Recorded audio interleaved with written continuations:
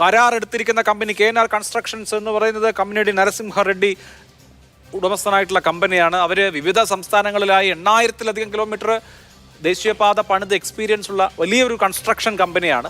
അപ്പോൾ അവരെ പോലത്തെ ഒരു കമ്പനി, പിന്നെ NHAയുടെ സൂപ്പർവിഷനിൽ നടക്കുന്ന നിർമ്മാണം. അപ്പോൾ അശാസ്ത്രീയം എന്ന് പറഞ്ഞാൽ ശരിയാണ്. ഇപ്പോൾ ഒരു നിർമ്മാണ പ്രവർത്തനത്തിൽ അപകടമുണ്ടായി എന്നുള്ളതുകൊണ്ട് പൂർണ്ണമായും നമുക്കറിയാം, ഇപ്പോൾ കാസർഗോഡ് മുതൽ മലപ്പുറം ജില്ലയുടെ ഇപ്പുറത്തെ ഭാഗം വരെ, ഏതാണ്ട് ചാവക്കാട് ഭാഗം വരെയും വലിയ തോതിൽ ഒരു 70-80% പൂർത്തിയായി കഴിഞ്ഞിരിക്കുന്നു ദേശീയപാത.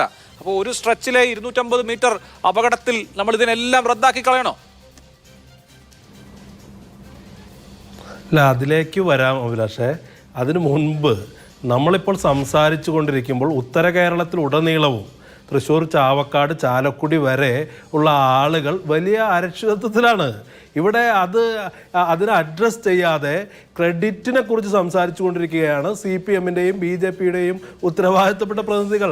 ക്രെഡിറ്റിനെ കുറിച്ച് നിങ്ങൾ സംസാരിച്ചു, അതിലൊന്നും പ്രശ്നമില്ല. ഇവിടെ BJP-യുടെ പ്രതിനിധി പറഞ്ഞു BJP ഗവൺമെൻറ്റിൻ്റെ അഭിമാനകരമായ പ്രൊജക്റ്റാണെന്ന്. പക്ഷേ ഇതേ പ്രൊജക്റ്റിനെ കുറിച്ച് കൺട്രോളർ ആൻഡ് ഓഡിറ്റ് ജനറൽ പറഞ്ഞ കോടിക്കണക്കിന് രൂപയുടെ അഴിമതിയുടെ യാഥാർത്ഥ്യം അവിടെ നിലനിൽക്കുന്നുണ്ട്. ഇപ്പോൾ നിങ്ങളിത് നിങ്ങളെക്കുറിച്ച് അഭിമാനകരമായി പറയുമ്പോൾ തന്നെ അതിനെക്കുറിച്ച് നിരവധിയായ ആശങ്കകൾ ഉയർന്നു വന്നിട്ടുണ്ട്. പിന്നെ CPM-ൻ്റെ വിജിൻ ബോധപൂർവം മറയ്ക്കാൻ ശ്രമിക്കുന്ന ചില യാഥാർത്ഥ്യങ്ങളുണ്ട്. അദ്ദേഹം പറയുന്നത് എന്താ? അദ്ദേഹം പറയുന്നത് ഒരു വീട് വാങ്ങിച്ചു, കരാറ് കൊടുത്തു, ഞങ്ങൾക്ക് അതിൽ കൂടുതൽ ഉത്തരവാദിത്വം ഇല്ല എന്നാ. പക്ഷെ വിജിന്റെ നേതാവ്, വിജിന്റെ സുഹൃത്ത് മന്ത്രിയായ റിയാസ് പറഞ്ഞുകൊണ്ടിരുന്നത് എന്താ? അദ്ദേഹം പറയുന്നത് ഓരോ ഘട്ടത്തിലും PWD പരിശോധിച്ചു എന്ന് ഈ ഘട്ടങ്ങളിലൊക്കെ അദ്ദേഹം പറഞ്ഞുകൊണ്ടിരുന്നത് ആളെ പറ്റിക്കുകയായിരുന്നോ? വെറുതെ കയറി പറയുകയാണോ? ഇപ്പൊ നിതിൻ ഗഡ്കരിയുമായി ഏറ്റവും അടുത്ത ബന്ധമുള്ള ആളാണ് പിണറായി വിജയൻ, കേരളത്തിന്റെ മുഖ്യമന്ത്രി. അദ്ദേഹം ഉച്ചഭക്ഷണം കഴിക്കാൻ പലപ്പോഴും മാരാർജി ഭവനിലേക്കല്ല, പിണറായി വിജയന്റെ വീട്ടിലേക്ക് പോയിരുന്നത്.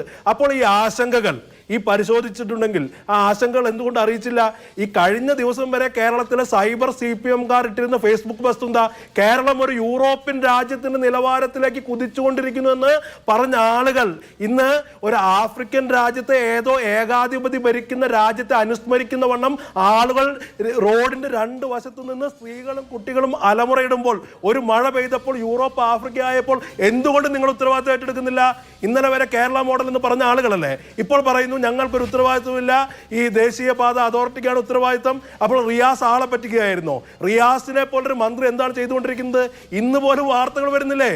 തിരുവനന്തപുരത്ത് സ്മാർട്ട് റോഡ് MB രാജേഷിന്റെ ക്രെഡിറ്റ് സ്വന്തമാക്കാൻ മത്സരിക്കുന്ന ആളാണ്. സ്വന്തം മന്ത്രിസഭയിലെ സഹപ്രവർത്തകന്റെ ക്രെഡിറ്റ് സ്വന്തമാക്കാൻ മത്സരിക്കുന്ന ഒരു മന്ത്രിയായി റിയാസ് മാറുമ്പോൾ ഇത് PR വർക്കിനപ്പുറത്ത് എന്ത് ആത്മാർത്ഥതയാണ് കേരളത്തിലെ ജനങ്ങളോടുള്ളത്? നിങ്ങൾക്ക് ക്രെഡിറ്റിനെ കുറിച്ച് സംസാരിക്കാൻ ഒരു പ്രശ്നവുമില്ല. ക്രെഡിറ്റിനെ കുറിച്ച് ഒരു തുറന്ന ചർച്ചയ്ക്ക് നിങ്ങൾ ചെയ്ത കാര്യങ്ങൾ നിങ്ങൾക്ക് അവകാശപ്പെടാം. പക്ഷേ ഇന്ന് കണ്ണൂരിലെ ജനങ്ങൾ പറഞ്ഞൊരു കാര്യമുണ്ട്. കണ്ണൂരിലെ സ്ത്രീകൾ ഉൾപ്പെടെയുള്ള ആളുകൾ മഴയത്ത് നിന്നുകൊണ്ട് പറയുന്നത് എന്താ? ഞങ്ങളുടെ ആശങ്ക അഡ്രസ് ചെയ്യാൻ ജില്ലാ ഭരണകൂടം തയ്യാറാവുന്നില്ല. ജില്ലാ കളക്ടർ വന്ന് ഞങ്ങളോട് സംസാരിക്കണമെന്ന് പറയുന്ന മിനിമം ഡിമാൻഡ് മാത്രമാണ് ആ സ്ത്രീകൾക്കുള്ളത്. അപ്പോൾ ജില്ലാ കളക്ടർ പറയുന്നത് എന്താ? RDO വരും. ജില്ലാ കളക്ടറും വന്നില്ല, RDO വന്നില്ല. ഇവിടെ അവരോട് സംസാരിക്കാൻ ഒരു വില്ലേജ് ഓഫീസർ പോലും തയ്യാറാവാത്ത വിധം ജനങ്ങളെ അരക്ഷിതത്വത്തിലേക്ക് തള്ളിവിടുകയാണ്. ക്രെഡിറ്റിനെ കുറിച്ചുള്ള ചർച്ചകൾ നിർത്തിവെക്കൂ. കേരളത്തിൽ കാസർഗോഡ്, കണ്ണൂർ മുതൽ തൃശ്ശൂർ ജില്ലയിലെ ചാവക്കാട്, ചാലക്കുടി വരെയുള്ള ആളുകൾ വലിയ അരക്ഷിതത്വത്തിലാണ്. നിങ്ങൾ അതിന്റെ ഇത് ആരുടെ പ്രൊജക്ട് എന്നല്ല, ഈ പ്രശ്നത്തെ നിങ്ങൾ എങ്ങനെ അഡ്രസ് ചെയ്യുന്നു എന്നുള്ളതാ. ജനങ്ങളുടെ ആത്മവിശ്വാസത്തിനെ ബാധിക്കുകയാണ്. സ്കൂളുകൾ തുറക്കാൻ പോവാണ്, കുട്ടികളിന് യാത്ര ചെയ്യാൻ പോവാണ്, സ്ത്രീകളടക്കം വലിയ ആശങ്കയിലാണ്. എങ്ങനെ ഇതിനെ നിങ്ങൾ അഡ്രസ് ചെയ്യുന്നതാണ് പറയുന്നത്? ഒരു സംശയവുമില്ല.